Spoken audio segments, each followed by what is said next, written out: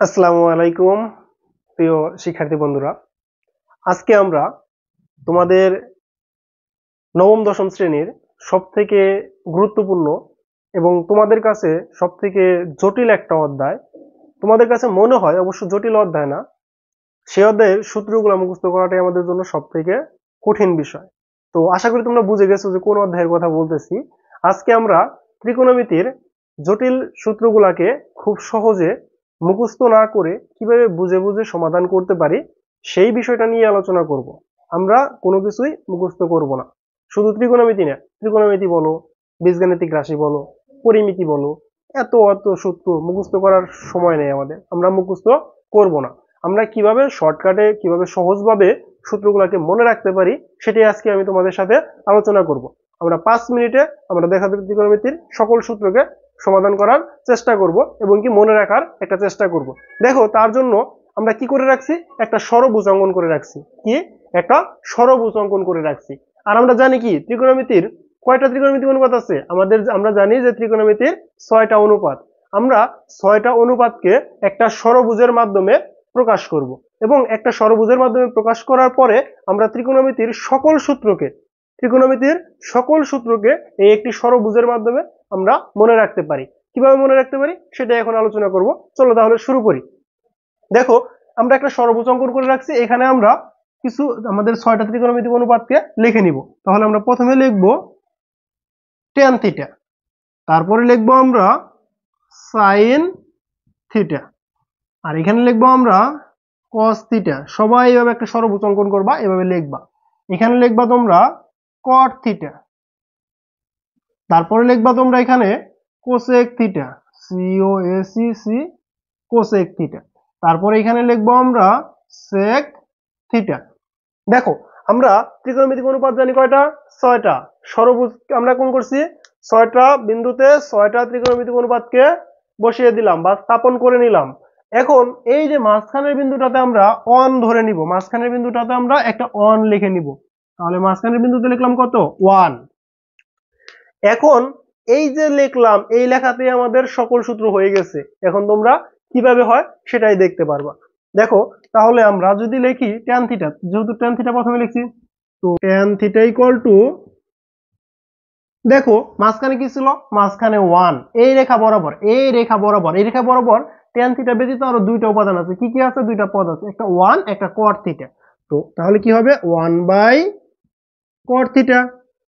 এখন আসো tan থিটার মধ্যে চলে গেলাম, এখন আসবো আমরা sin থিটাতে। তাহলে আমরা লিখি sin theta equal two 1/cosec theta, 1 ভাগ cosec থিটা। তারপরে কোথায় আসবো আমরা, তারপরে আসবো আমরা cos থিটাতে। তাহলে লিখি cos থিটা ইকুয়াল, এই যে 1 ভাগ sec থিটা, 1 ভাগ sec থিটা। দেখো হয়ে গেছে, তুমি বই দেখবা হয়ে গেছে। এখন আসো বাকি আরো তিনটা আছে, আমরা তো তিনটার সাথে তিনটা সম্পর্ক তৈরি করলাম। এখন আরো যে আমাদের যে আরো তিনটা উপাদান, যদি আমাদের বলতো যে cot থিটা, তাহলে কি হবে, তাহলে আমরা লিখবো cot থিটা ইকুয়াল টু, মাঝখানে কত, 1। তাহলে 1টা কোথায় যাবে, উপরে, জাস্ট অনুপাত আকারে লিখবো 1/tan থিটা, 1/1 কি হবে, tan থিটা। তারপরে কি, cosec থিটা। দেখো তাহলে লিখবো আমরা cosec theta equal to 1/sin theta, cosec theta equal to 1/sin theta। দেখো আমি কিন্তু মুখস্থ লিখতেছি না এগুলা। cosec 1/sin, cosec equal to কি 1/sin, sec equal to কি, জাস্ট চিত্রটা মনে রাখবা, sec theta equal to 1/cos theta, 1/cos theta।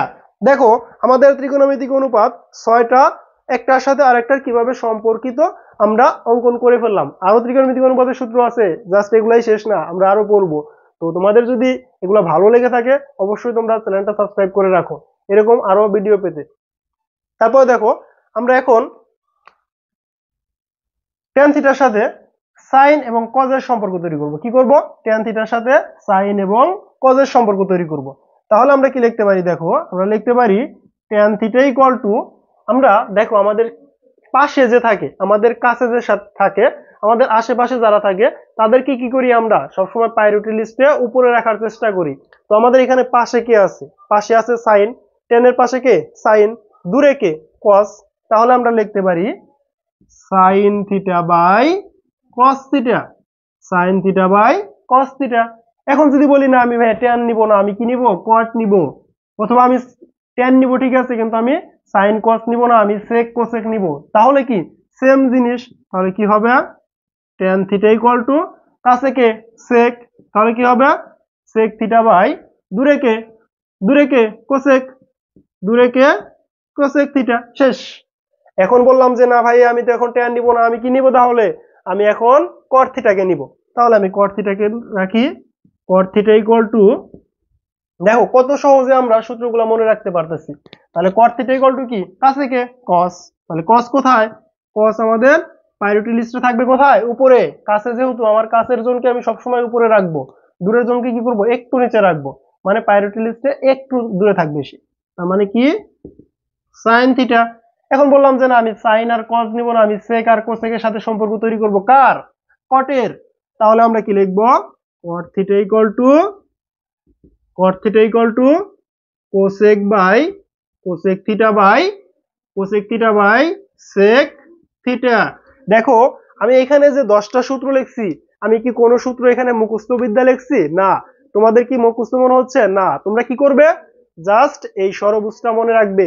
ষড়ভুজটা মনে রাখবে, ট্যান, সাইন, কস, কট, সেক, কোসেক। মাঝখানে কি? 1। মাঝখানে কি? 1। তারপর আমরা কি করব? ট্যান ট্যান নিলাম। ট্যানের এই রেখা বরাবর দেখো একটা মান আছে 1, তার মানে অনুপাত আকারে লিখবো 1 বাই কট থিটা। 1 ভাগ কট থিটা। তারপরে কোথায়? সাইন। 1 ভাগ কোসেক থিটা। তারপরে কোথায়? কোসেক। তাহলে কি লিখবো? 1 বাই সেক থিটা। তারপরে কি? Cot. 1 by tan theta. Cosec 1 by sine theta. Sec 1 by cos theta. এখন আমরা ট্যানের সাথে কস এবং সাইনের সম্পর্ক তৈরি করবো একবার, সেক এবং কোসেকের সম্পর্ক তৈরি করব আর একবার। তাহলে আমরা কি লিখতে পারি? ট্যান থিটা ইকুয়াল টু কাছের জনকে উপরে রাখবো, দূরের জনকে একটু নিচে রাখবো। ট্যান থিটা ইকুয়াল টু কাছের জনকে উপরে রাখবো, দূরের জনকে একটু নিচে রাখবো। কট থিটা কাছের জনকে কোথায় রাখবো? উপরে। দূরের জনকে কোথায় রাখবো? একটু নিচে। তারপরে কি? কট থিটা কাছের জনকে উপরে, কোসেক থিটাকে উপরে, সেক থিটাকে কোথায়? একটু নিচে। ভিডিওটি কেমন লাগছে তোমাদের কাছে অবশ্যই কমেন্ট করে জানাবা। যদি ভালো লাগে তাহলে বন্ধুদের মাঝে শেয়ার করবা, ভিডিওটি একটু লাইক করবা এবং চ্যানেলটা সাবস্ক্রাইব করে রাখবা, যেন পরবর্তীতে এরকম আরো নতুন নতুন টিপস পেতে পারো এবং নতুন নতুন ভিডিও পেতে পারো। আর তোমাদের কোন টপিকের উপরে ক্লাস চাই, কোন টপিক তোমাদের কাছে জটিল লাগে, তোমরা অবশ্যই কমেন্ট করে জানাবা। আমি আশা করব, আমি চেষ্টা করব তোমাদের ওই টপিকের উপরেই ক্লাস দেওয়ার জন্য, যেন তোমরা খুব সহজেই ম্যাথটাকে বুঝতে পারো এবং ম্যাথ যেন তোমাদের ভয়ের কারণ না হয়ে ম্যাথ যেন তোমাদের আনন্দের কারণ হয়। আশা করি তোমরা যদি আমার চ্যানেলের সাথে লেগে থাকো এবং আমাকে সাপোর্ট করো, আমি তোমাদের সাপোর্ট করব, তোমাদের ম্যাথের যত ভয় আছে সকল ভয় দূর হয়ে যাবে ইনশাআল্লাহ। তো আজকের মতো আমরা ক্লাসটা এখানে শেষ করব। বাকি ক্লাসে আমাদের sine square plus cos square equal two 1, ওই টাইপের যে সূত্রগুলো আছে ওই সবকিছু আমরা কি করব? মুখস্থ করব। মানে মুখস্থ বলতে আমরা বুঝে বুঝে পড়বো। তার মানে tan square plus 1 equal to sec square, এটা একটা সূত্র আছে, তো ওটা পড়বো আমরা। 1 plus cot square equal to cosec square. তো এটাও কিন্তু আমরা মুখস্থ করব না, কি করব? এই একটা চিত্রের মাধ্যমে শিখবো। জাস্ট এই চিত্রটা একটু মাথায় ঢুকিয়ে নেও, আজকে চিত্রটা ভালো করে মাথায় নিয়ে নাও। এই চিত্র দিয়ে ত্রিকোণমিতির সকল সূত্রই হয়ে যাবে। সকলে ভালো থেকো, সুস্থ থেকো। ক্লাসটা ভালো লাগলে অবশ্যই চ্যানেলটা সাবস্ক্রাইব করে রাখবে এবং বন্ধুদেরকে জানিয়ে দিতে ভুলবে না। আসসালামু আলাইকুম।